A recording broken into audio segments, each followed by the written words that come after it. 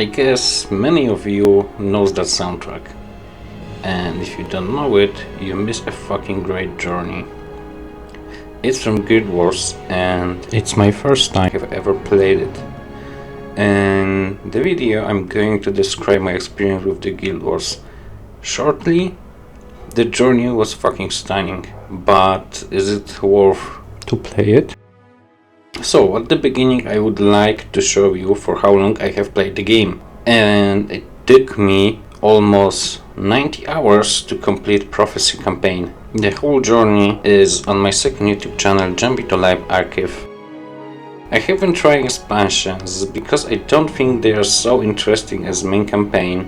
I only craft the best armor in Fractions campaign.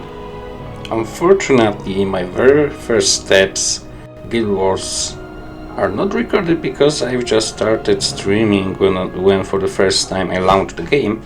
I was totally drunk and I told that the game is shit because I completely did not know what to do in the game. After a few hours I took a very long break, and it was something around 2 months, and I came back and tried the game again. Here the real journey starts. I was sober, or maybe just less drunk, and I dive in the game. I was playing as mesmer and my second profession was necromancer. I was drunk and accepting every quest, so by accident I became necromancer. The game from the beginning was challenging, but in the positive way.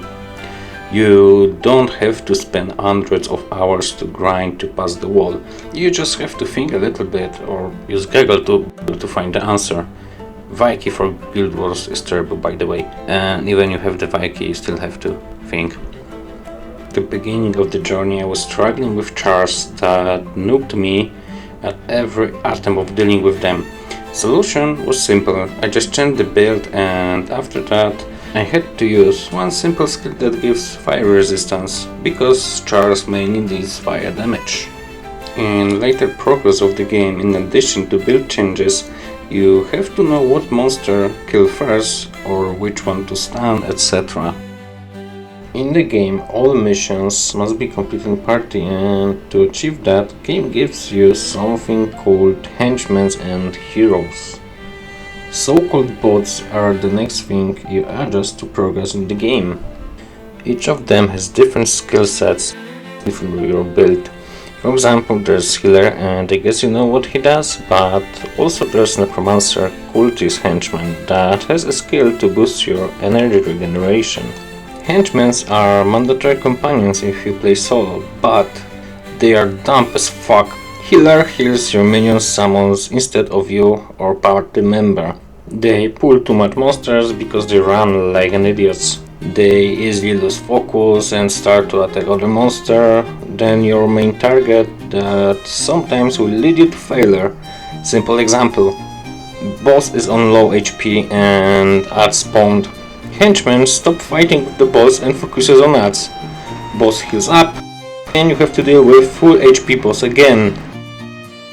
I have to say that I have started the video from but. In the game we have 10 classes: warrior, ranger, monk, necromancer, mesmer, elementalist in Prophecy's campaign, assassin and ritualist in Factions, and paragon dervish in Nightfall. Each of them has tons of skill to use, and like I told previously, you can choose second class.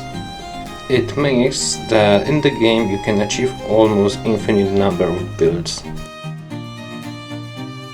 I would like to mention how to get the skills in the game.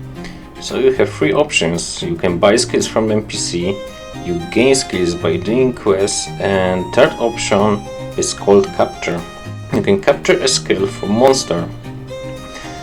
There are 2 types of skills, normal and elite, and elite skills can only be captured from the monsters. I have to say that I used capture method only once. Now I'm going to talk a little bit about crafting. Crafting does not exist in Guild Wars. Sorry, there is a crafting, but it's so fucking simple and completely not engaging user to do it. I crafted items only twice. once at the beginning of the game, and second one to get the best armor in the game. Crafting requires from you two things: gold and materials that can be bought from NPC, so you need gold, or salvaged from items you loot. Via crafting we make armors and weapons, but the choice is very limited. Crafted items on the beginning of the game will last with you for the half of the game, or even further. I mean the prophecy campaign. In addition to craft, there is possibility to enchant your gear. But again, choice of enchants is very limited. For armors there's only one choice of enchants. I mean, you can enchant and you have to do it on armors with runes that give +1, +2 or +3 to your profession attributes, and in addition to it we can add plus health, plus energy, plus armor. Weapon enchants are a little bit different, but still very limited choice. Interesting weapon enchants to mention looks like this: X% to increase attribute on cast, X% to half cast time, X% to half cooldown, and mostly that's all. Items you loot, mainly weapons, have the same enchant as you can put into crafted one. Enchants you get via salvaging gear. Overall, itemization in the game is poor in my opinion. Maximum level in the game is 20, and further level progression gives you skill points only. By leveling up to 20, our character gains attribute points used to upgrade attributes and corresponding skills to the attribute. Each of class has at least 4 attributes to upgrade, and also you can upgrade attributes of your second profession if you decided to have it. Simple but very engaging way of progressing your character. At the end, I would like to say about current player base, and sadly player base is low. Currently on Steam there's 320 players online, but those players are true fans of the game and they are very helpful. Also, I would like to tell that Guild Wars is categorized as MMORPG game, but it's more like solo RPG game, and I would never say that this game ever was a MMO game. Why? By definition and shortly, MMO is multiplayer game on larger scale, and Guild Wars is just multiplayer. Why? Because we only meet people in the outposts, not everywhere in every location.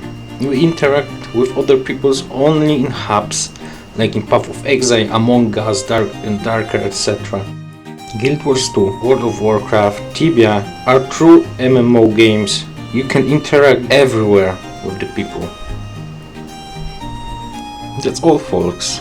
I would like to answer the question from the beginning. Is it worth to play Guild Wars? I think yes, but for me it was one-time journey. Bye!